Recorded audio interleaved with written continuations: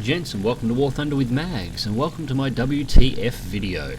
This is just a little video I'm going to throw up every now and again with just some really what the frack moments that happen in War Thunder that I experience, or people send in to me, or people who have flown with me experience. Now, starting off with a little battle in my Focke-Wulf 190 A8, and this started the same as just about any other battle that I would normally have. Take off, climb to altitude, 2 P-63s above me, yep, to be expected. I have a LA-7 and a P-63 below me, no problems at all. Now, as per normal at this point, I'm trying to decide, exactly what the hell I'm going to do here.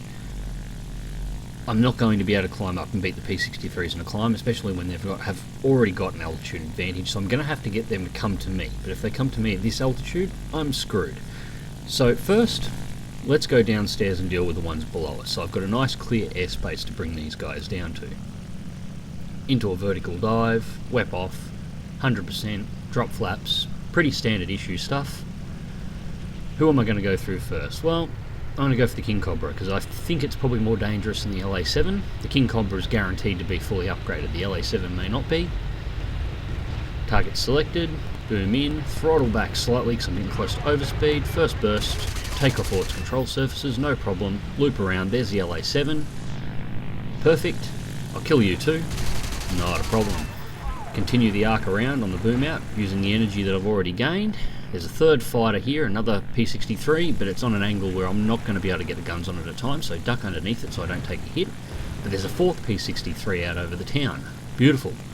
Make the run through. We have an artillery and an AA gun in front of me. I'll take those out too. Extra XP, thank you very much. This is just a smooth run right now. One boom and I'm still going. Closing in on the P-63.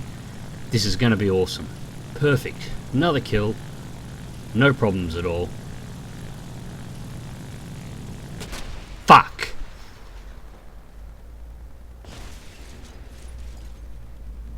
Next battle. Now this is me in my Betty, my G4. Now I picked it up because I am playing around with the Japanese bombers a little bit, but generally don't get too much of an interesting battle. And this was going exactly the same way they always do. I just dropped my bomb load, hit my targets, no problems. Yak 9T on my ass on the way back. The only way I'm going to survive is try and crash on the runway so I can get a repair. Yak 9T comes in, screws all my control surfaces, I take over the guns, and I've shot its nose up. Take some more hits from behind. Not only do I manage to kill the Yak 9T, but Shoji the AI stole my kill from the 9T. Now that would be epic enough right there. This guy just basically wasted a plane, gave me a free kill, only to have my kill ninja'd from him by Shoji. But I land. I'm not close enough to the airfield to get a repair. But I realise I'm not being ejected from the plane, and all my gunners are still alive. So AAA mode engage. So, it takes a few moments for the enemy team to realise that I am not being erased from the battlefield and I am still a valid target. And I immediately start being strafed by an I-16 and a Lag 3. Now I missed my kill on the I-16 because one of my gunners was reloading from test firing a little earlier on. Then the Lag 3 comes around and he makes a stupid mistake of approaching a Betty from the rear, the place where the 20mm cannon is mounted. Just because it's on the ground and on fire doesn't mean that cannon doesn't work. So, another kill. And there he goes. Now, it's probably worth noting at this time that the enemy team did leave me alone after this and fly back to base. They realised that I was near impossible to kill in this position. But I did put shots into that P-63 and into that I-16, and they both crashed on return to the runway to try and repair, which brought my kills for that match up to 4 kills, 3 of which I got after I was already dead. Now this last battle is a jet battle. German 262s versus American F-86 Sabres.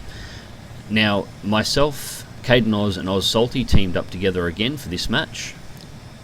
Caden Oz and I are in our 262s. This battle was a victory, but it wasn't the 262s that caused it. Now this battle belongs to Oz Salty. He doesn't have any German jets. He's flying a D5 Stuka.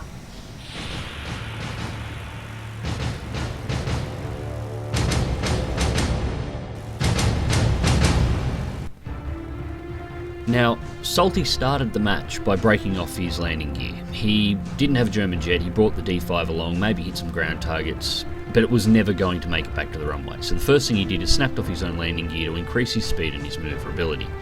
Now we've just been buzzed by F-86 Sabres, so the team has scrambled into the defensive, and Salty got caught out in the open on his own. He was immediately spotted by an enemy Sabre who decided to make a go of it. And this is where the Terminator round started. Brings it up sharply, runs those cannons straight along the belly of the F-25 Sabre, shredding its control surfaces, blowing its engine, and taking his first kill of the match. Now the Sabre does get a massive hit, 50 caliber, straight into his left wing. The wing goes immediately black, so that was the first damage he took. And the reason this is a Terminator round is he took damage from every aircraft he attacked. But still, this alone would have been enough to get into an Epic Moments compilation, a D5 Stuka gutting an F-25. But this isn't an Epic Moments compilation, this is a What the Frack Moments compilation, and a Terminator round at that, so we ain't done yet. So, after having taken out this Sabre, the battle disintegrated into basically what happens every time German jets wind up facing top-end American jets.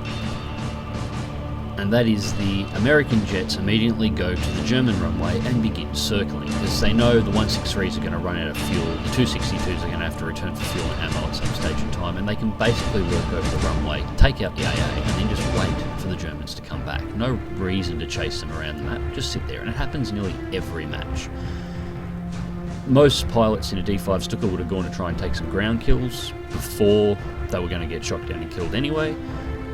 Not Salty, he comes back to the runway to try and help in any way that he can. Now he spots an F-86 Sabre that's doing low passes, taking out AAA around the base, thinks he might be able to get a sneaky shot in as it's passing through the area, so he's positioning himself up, but what he doesn't see is this F-80C coming in from the other side.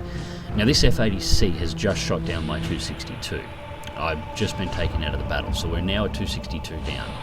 The Americans are definitely in the lead here, having lost only one aircraft. So he brings the nose around to try and get guns onto the F-86, strafing out the AA around the base. At the very last seconds he spots the incoming F-80C and brings it around and takes another massive hit, this time to the right wing. Armour-piercing incendiary round straight through the fuel tank, lights the right wing on fire, and sends it immediately black. Now, for most D5 pilots this would have been where your luck ran out, but this D5 has gone Terminator. It doesn't care about no stinking fire, it just keeps flying straight through until the fire goes out. Now the right wing has gone immediately black, so this has actually improved Salty's handling at this time because both wings are now equally screwed, so the plane is flying straight and level again. The F-80C here, however, has just made a target of itself, so Salty immediately brings the plane around, runs parallel to the runway. Now he's about to go nose to nose with two of the remaining American jets, the F-86 that was strafing the runway before, and the F-80C. He's not particularly interested in the Sabre at this point in time, so we'll just dodge its shots as it comes through. 2.7, 2 kilometers, it's closing in fast, fires its burst. Screw it, we'll just go straight through and ignore all those rounds altogether. But where's that F-80C gone? Here it is. That's what you get for setting my wing on fire. I'm taking... Now what's funny here is this is the only head-on pass that Salty didn't take damage in his D5 Stuka in so far, but it still counts that the F-80C damaged him because it lit his wing on fire a few moments beforehand. What's also ironic about this particular pass is he nose-to-nose an F-86 and that F-80C, and neither one of them managed to hit him, why he was critically damaged. But we're still not done. That's his second jet kill of the match. Let's move on.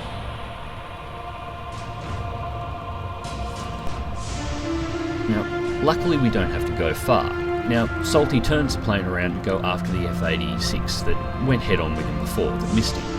Now this shows how desperate the enemy team was getting. As he's approaching in, a second F-86 makes a dive on him, attempting to try and boom him from above, and messes it up terribly. Shots go flying past, misses the target, and you guessed it, he overcooked the dive and drives it straight into the ground. That is an F-86 full repair build for no result when trying to kill a Stuka.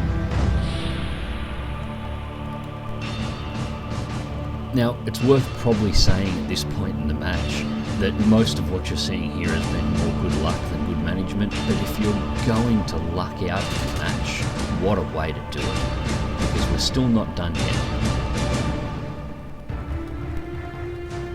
So, Salty, continuing his fine tradition of going nose to nose with far superior aircraft, goes up against the last remaining F-86 and takes another massive hit to the wing. Now, he doesn't get a kill shot in this time, but I just want to give you a damage report at this time of the match. Both wings are black, centre fuselage black, tail black, both ailerons red and flashing black, elevators red and flashing black. In fact, the only parts of the aircraft that have not taken damage at this point in the match is the nose and the rudder. Is that going to stop the match? Is this going to make the plane crash? Hell no. Can't chase down the players in their jets. Go find the AI in the P-51 D-30s and shoot them down instead, and head towards the enemy base to start strafing down their AA and wait for their last plane to show up.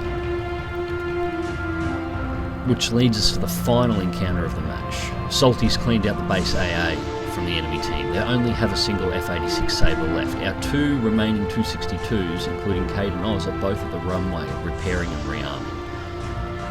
The only thing that stands between the F-86 getting a refuel and a rearm in at this point in time is Salty's D5. And here it comes.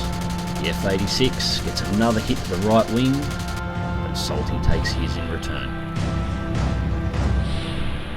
Now, I have absolutely no idea how this D5 managed to survive so much damage and still be combat effective, but the kill count for this match was an F-86 F-25, an F-80C, an F-86A5 Sabre, a P-51 D-30 flown by the AI, and 8 anti-aircraft guns from around the enemy airfield. And it's still going. So, the D5 Stuka. The next time you run into one in a jet match, be very, very, very wary of it. Hope you enjoyed this, folks. Fly smart, fly safe, and I'll catch you in the skies.